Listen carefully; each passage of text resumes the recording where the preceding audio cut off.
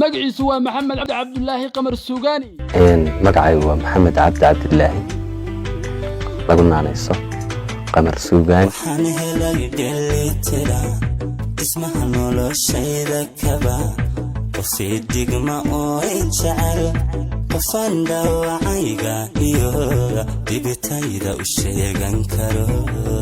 kan caanka ah oo ku caan baxay tilmaamida hawada samada sare iyo xidigaha iyo heesa aad u macaani waa mid laga jecel yahay geega Soomaalida waqti xaadirkan hada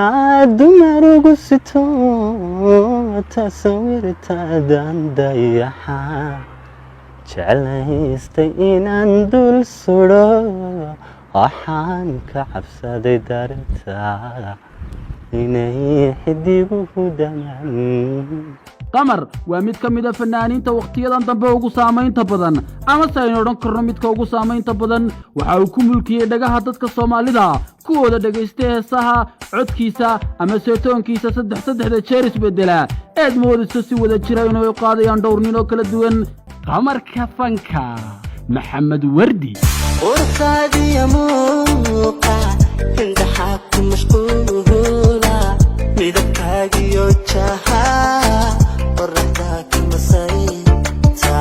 inkasta uu sanadka u carabaabay ee 95 ay tahay khalad kaga dhacay si lama filaana oo uu ka waday 85 igilaha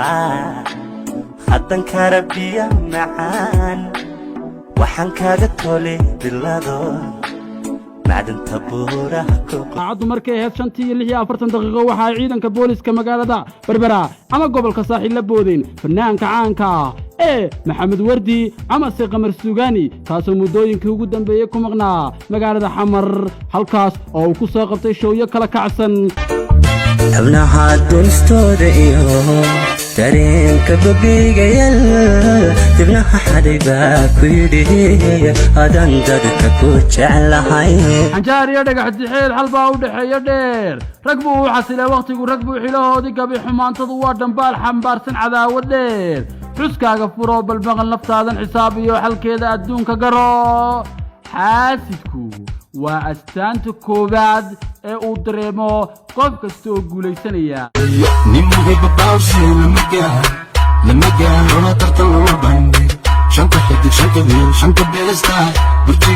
qamar baa sidaa yidhi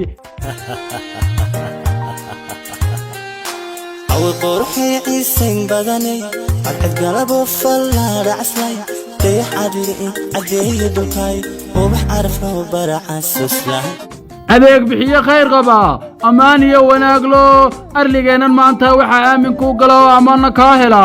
halkaad adeeg wacan ku aragto kowde adigoon mashquul badan arwaaxdaadu ka gelin adeegyada isbedelka lacagaha qalaad iyo kuwana saru leenahay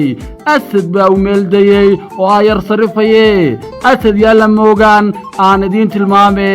sariflaha asad money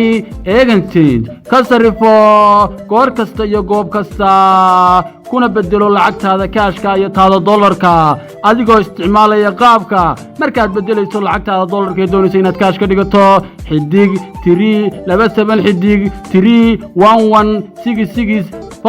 xidig lacagtaad sarifayso 4 gees sidaas la mid ah markaad kaashkaaga doonayso inaad dollar ka dhigato taawo xidig 227321265 xidig lacagtaad sarifayso 4 gees asad money